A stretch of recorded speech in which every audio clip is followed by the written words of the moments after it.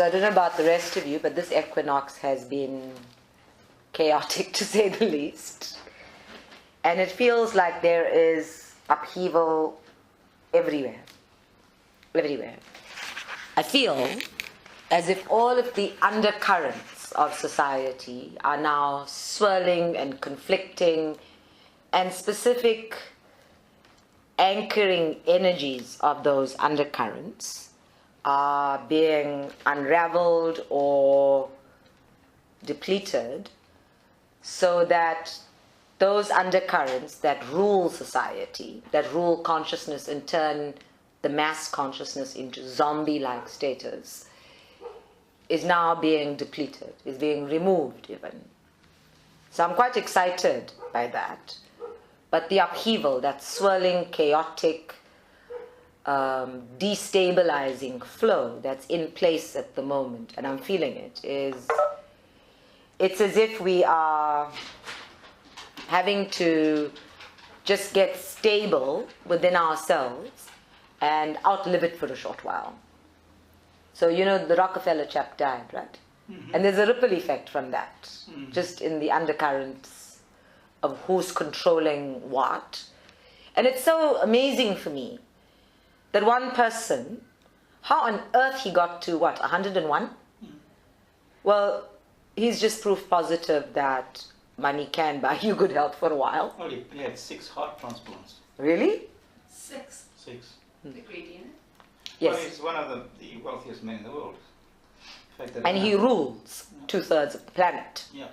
Just in terms of controlling the money commodity. And when he died, immediately there was this big shift because of the fight for power, because of the fight for power over money again. And we're seeing that erupt everywhere. Everywhere there is this big fight for what we call ego-based power, while on the spiritual side, we've been doing all the work about coming into your own truth and your authentic power. And that conflict in the universe, I mean, I'm actually feeling, and we talked last year sometime about becoming spiritual warriors, but I'm feeling that conflict. I'm feeling that chaos and that clashing of energies now, just generally everywhere. And everybody's reaching a point where enough is enough, which is fabulous. All of us have to wake out of our apathy and start moving forward. And the only way I can think of doing that right now is getting as stable as possible inside oneself, so that these winds of change, which come around so regularly, it's wonderful, but that these winds of change, we can actually withstand them. I mean, it's amazing. We were doing the water blessing, and I felt like there's this whole tsunami effect happening energetically that's actually, it's causing chaos, which is how the universe as a whole goes back into balance within itself. There are lots of interesting things happening on the religious front as well. I mean, I was reading this article about how an ancient Bible has been found, and in that ancient text, they are talking about the fact that Jesus Christ was never crucified, which is so interesting, because everybody else who's known that for a while hasn't been able to say to the church, rethink your teachings. You know, all that stuff you left out was actually important stuff. You've been lying to the world for too long. So when I look at this, and I see all of the lies being exposed, and then somebody else had an article about a 26,000-year-old evidence, 26,000-year-old evidence of a man and a dog together. Just the ancient way of canines and humans being friends, being with each other. And Perry thought that was really funny. Now I'm looking at how little things are happening everywhere. I look at the impact of the social media and the media in general, fake news, everywhere, and I'm thinking how crazy it all is. It's just overwhelmingly crazy. And yet at the same time, it has this amazing potential to bring us through the last end of the tunnel. Remember, it is darkest before the dawn, into literally living a new age.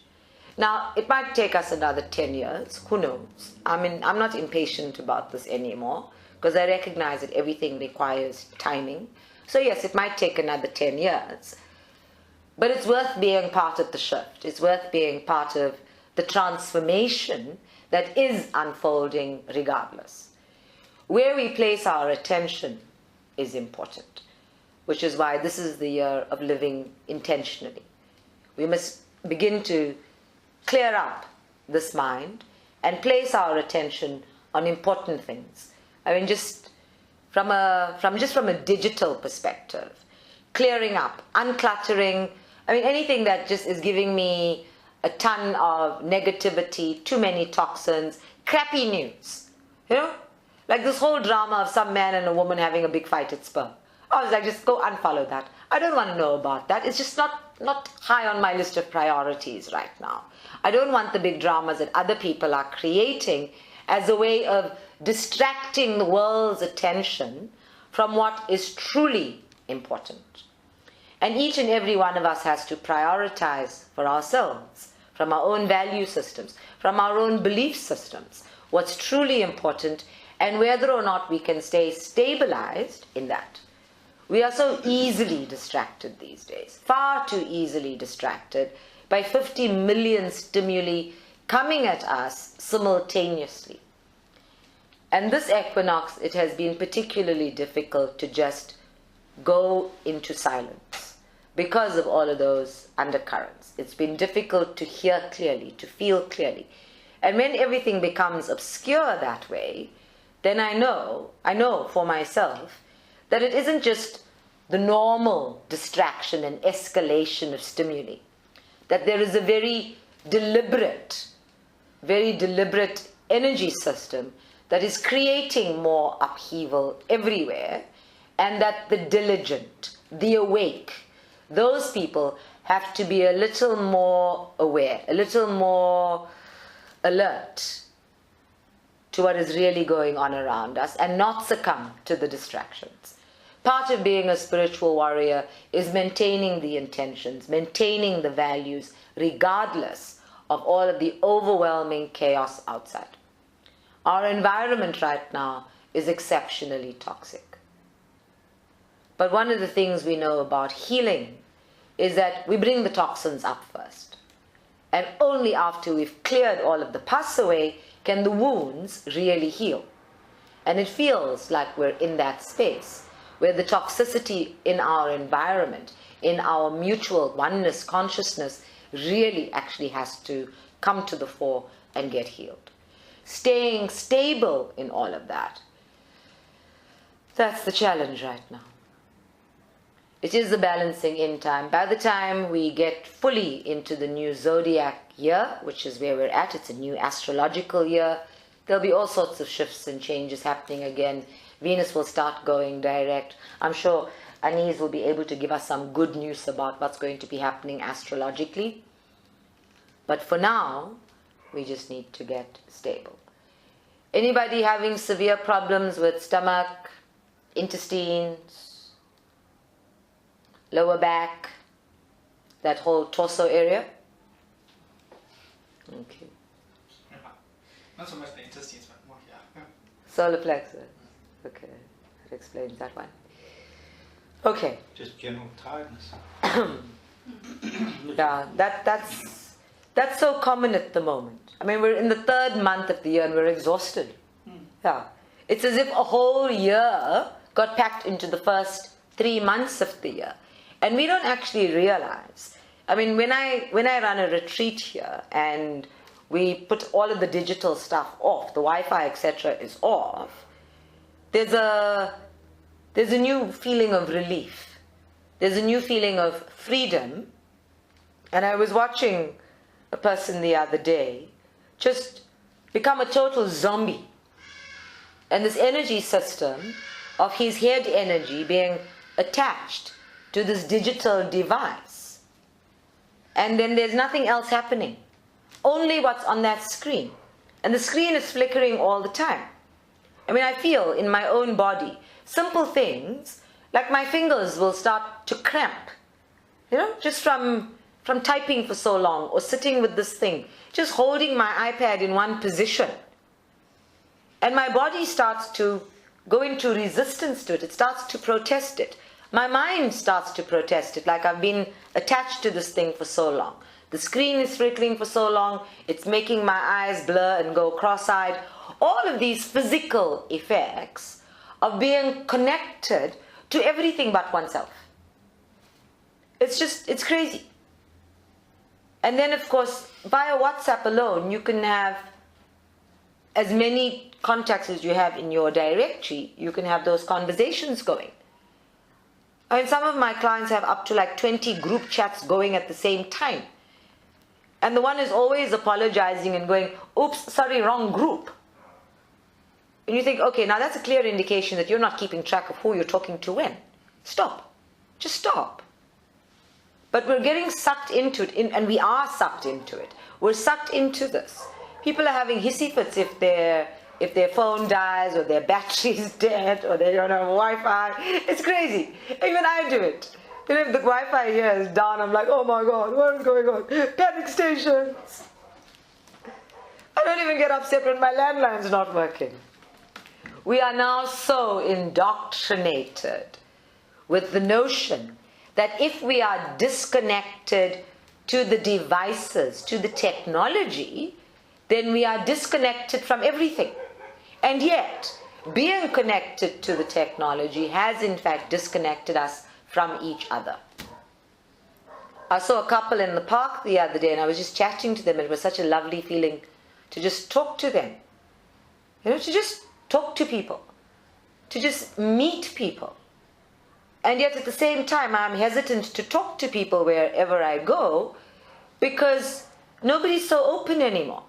You can't offer somebody a kindness without them wondering what the hell it is you want in return. Kindness meets with suspicion. Any kind of abundant sharing meets with doubt, fear, suspicion. This is how indoctrinated we are to remain isolated from each other. And much as I am going to be sounding like a conspiracy theory at this, people, this is the way we remain zombies. It's the divide and conquer rule. So we divide you from each other and we conquer your connectedness by reconnecting you to something else that keeps you a zombie. And that's exactly where we're at with the mass consciousness right now. Very few people are questioning things. Very few people are being discerning or critical of what's going on. And those people have to shout louder and louder and louder in order to be heard above all of the noise pollution of these stimuli that are distracting us from each other all the time. Every time I look at the world, I see new things that come up that say, that story you were fed 20 years ago is actually so completely untrue. All of the stories about medications and vaccinations and autism and ADD, all those things that we were fed to keep us in a system are being revealed as untrue. And if you're really paying attention, then over the past 20 years, and I'm just talking about 2 decades of time, this is a democracy for almost 25 years now. In those 20 years, there have been entire teams, let me put it that way, entire teams of researchers across the globe who not only figured out how to manage cancer and get rid of it, or manage HIV and get rid of it, but entire teams of medical doctors, researchers, people who are pioneers in their time, murdered, gotten rid of, because it creates such big waves. You ask the wrong questions, and the masses are not asking those questions. So to keep all of these undercurrents safe, the 1 or 2 voices that come up get removed. So there's no need for us to all go into confrontation with the universe. Am I speaking your language here, Lou? Thank you. You know, whether you believe in conspiracy theories or not, you actually have to pay attention to the games being played in the world. And the nice thing about ego is that it always gets to a point where it hangs itself. It always gets to a point where it gets so grandiose in its thinking and its delusion that it hangs itself. So 25 years of rope is more than enough for the egos around this country at least to hang themselves, and I'm looking forward to all of that. But in the meanwhile, we, whether we believe in conspiracy theories and Illuminati theories and Rockefeller theories and, how 7 families own the whole universe, we actually have to become stable in ourselves to hold ourselves in place, in our own truth, in our own authentic power as we have been establishing it over the past few weeks, and stay stable. I had the experience this week of feeling as though I was being doused in poison, feeling as if I was being doused in somebody else's toxins. And I realized how easy it is. How easy it is. It's, that old saying about the brighter the light, the darker the moth, the bigger the moth, in terms of moths to a flame. And how easy it is when you are coming from the light to even take that for granted, to take that light for granted, to think that it can outshine everything, that it doesn't actually have to be nurtured and protected and kept away from an ill wind. It was a very rude wake-up call for me. And thank God I'm awake enough to wake up to it and go, okay, I actually need to monitor this, nurture it, keep it stable. In the old days, if you reached an enlightened stage and you could hold a particular amount of light, then all you did was go back to chopping wood and carrying water. But in urban lifestyle, in this technological lifestyle, there are too many things that are in fact so toxic that they reduce the vibration of self long before self is even aware of it. You need to be more aware. You need to start being awake inside of yourself to anything that is pulling your energy down, and immediately you actually have to go, okay, bubble wrap. Bubble wrap yourself so that it sits on the outside of you. And if you hear any of those little bubbles popping while you're bubble wrapped, then you'll know it's working. Such dire warnings. No, nothing light about this conversation.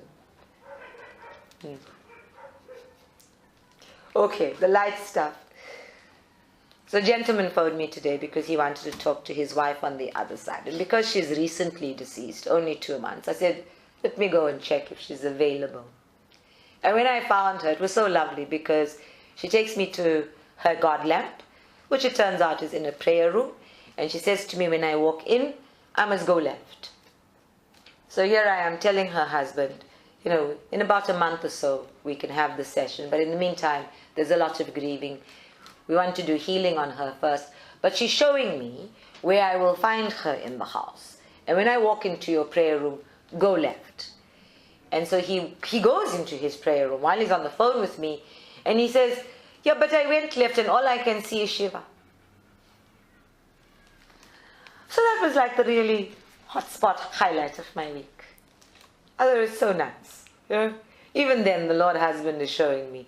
The universe can be in complete chaos and it can be clanging in your head. But when in doubt, go left. I am there. Just go left. This is my life philosophy, Lou. If ever you're getting lost, go left. Oh no, never mind. Let us meditate.